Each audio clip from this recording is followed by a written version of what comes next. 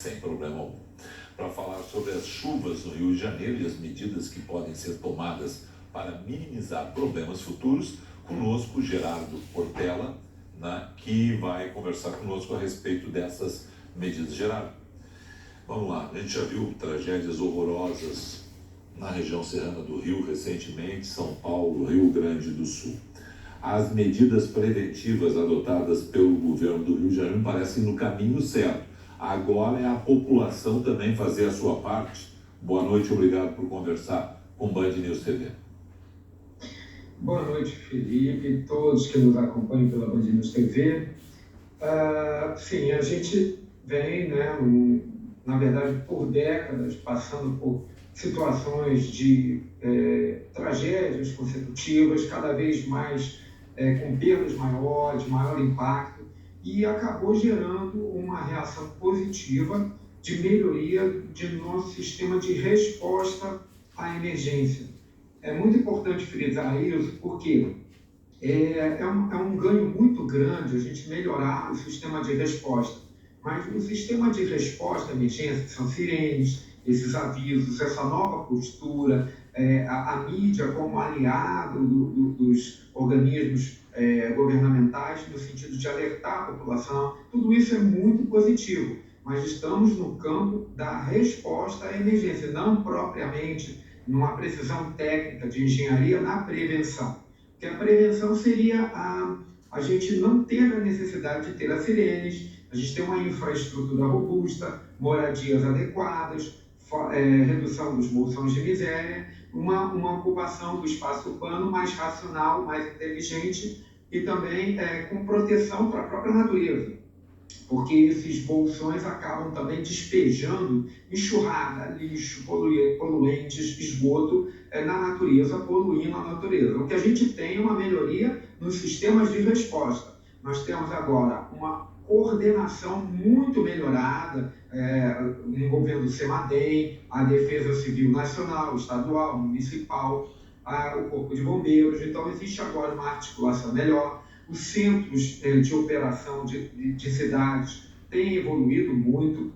Nós temos uma referência que é o Centro de Operações do Rio de Janeiro, o COR, e outros centros também de São Paulo e Belo Horizonte e em cidades menores também. Tudo isso junto com o CEMADEM também crescendo, nós estamos evoluindo, mas ainda no campo da resposta à emergência. Isso ajuda? Ajuda muito. Por quê? Porque reduz a magnitude das perdas. Se as pessoas são avisadas e fazem a parte, isso você enfatizou muito bem, Felipe, não adianta as autoridades alertarem se as pessoas não tiverem atitude. Então, elas precisam colaborar. Então, se as pessoas saírem dos locais quando ouvirem a sirene, estarem preparadas, reduzirem a movimentação com veículos, todas as perdas serão reduzidas. Nós teremos perdas, porque a gente ainda tem moradias mal posicionadas, em locais inadequados, a gente tem a necessidade de melhorar a infraestrutura, então nós vamos perder patrimônio, mas a gente vai perder menos vidas se a gente tiver uma resposta melhor da população. Então é um problema muito complexo, mas que a gente está começando a melhorar a resposta, porém falta muito. Nós não temos ainda um plano mesmo de prevenção propriamente dita, em termos de engenharia de prevenção, nós não temos, que é a infraestrutura e um plano de ocupação de espaço urbano mais racional, principalmente com a questão de moradia.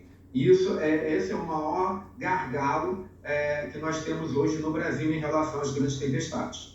Tá, então vamos lá. Foi muito bom você abrir dessa forma a sua resposta. Prevenção é tudo aquilo que os políticos nos prometem depois das catástrofes, aquelas obras, aí sim seria a gente ter feito antes e agora, claro, o cuidado com uma situação pontual, mas as obras, muitas delas prometidas, a gente viu ao longo dos anos. A gente está falando especificamente da região serrana do Rio, onde muita coisa foi prometida e até agora não foi concluída, mas assim é no Brasil como um todo, né, Gerardo? Sim, com certeza. A região serrana, ela tem características muito próprias e faz com que as cidades lá, Teresópolis, Petrópolis, Nova Friburgo, que são as principais cidades ali na região, elas não tenham para onde crescer. elas têm que começar a ocupar encostas, e isso exige obras de engenharia muito caras, sofisticadas, que são inviáveis para um aumento da cidade, então elas acabam ficando ali espremidas naqueles vales da região serrana, e não existe um plano para o crescimento da cidade ocupando regiões mais seguras. Então, esse é um ponto de vulnerabilidade. Ou a cidade para de crescer, ou então ela é obrigada a fazer um plano, definir novos locais para moradias seguras, e aí ela pode se expandir de uma forma controlada.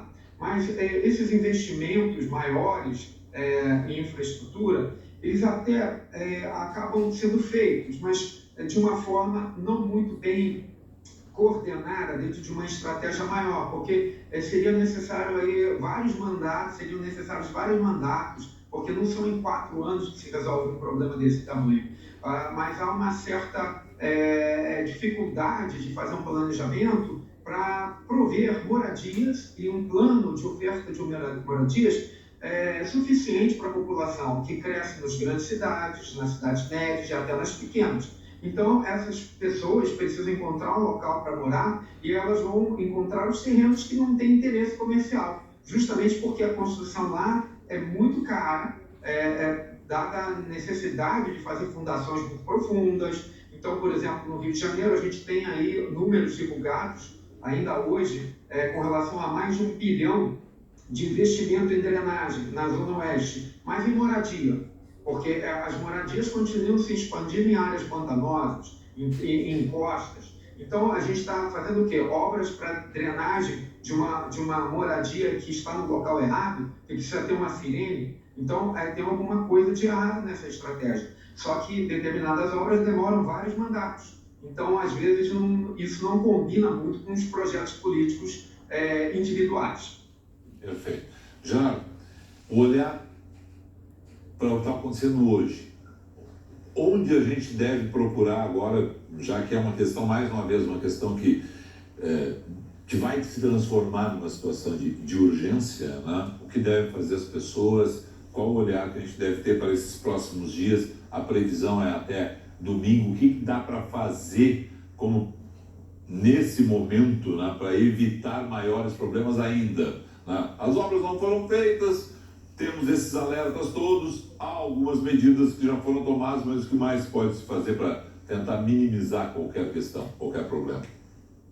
Perfeito, Felipe. A gente sabe aí que tem muitos pontos a melhorar, a gente tece aqueles comentários críticos às autoridades, porém agora a hora de virar essa página, porque nós estamos durante um evento emergencial com um potencial enorme de danos. Então, nesse momento, não é hora de ficar em embates. Sabemos dessas questões todas, então agora as autoridades, elas melhoraram muito a questão de resposta, estão coordenando, estão avisando com antecedência. Algumas autoridades, prefeitos, liderança da Defesa Civil, estão tomando frente, se apresentando para anunciar a necessidade da reconfiguração da cidade. Então, o que a gente precisa fazer agora nós precisamos de união no sentido de a população entender o risco e evitar realmente permanecer no caso de encostas, quando a chuva estiver um pouco mais intensa, se tiver sirenes, ser profundamente respeitoso a cada anunciação da sirene, ter em mente um ponto de encontro, evitar deslocamento de veículos desnecessários. Por exemplo, para a Serra, que é uma região muito atraente, eu mesmo gosto muito de Teresópolis, Petrópolis, Friburgo, mas não é o fim de semana ideal para ir para lá. Por mais que isso seja difícil, é preciso ser dito, porque é uma questão de valorizar a vida, priorizar a vida e até mesmo a imagem desses locais. Não adianta nada o turista ir para lá e ter uma má imagem e não retornar. Então, o momento agora é de respeitar e aguardar até domingo, porque a previsão é de que, principalmente agora, nesse horário noturno, até ao meio-dia de amanhã, a gente tem um risco muito elevado de precipitações de mais de 150 milímetros nessa região. E aqui no Rio de Janeiro também, na região sudeste como um todo. Então, é o momento de reconfigurarmos. Nós temos hoje recursos, o teletrabalho, o trabalho à distância, tudo isso junto forma uma condição favorável para a gente superar esses 2, 3 dias e retomar as atividades normalmente a partir lá de segunda a terça-feira.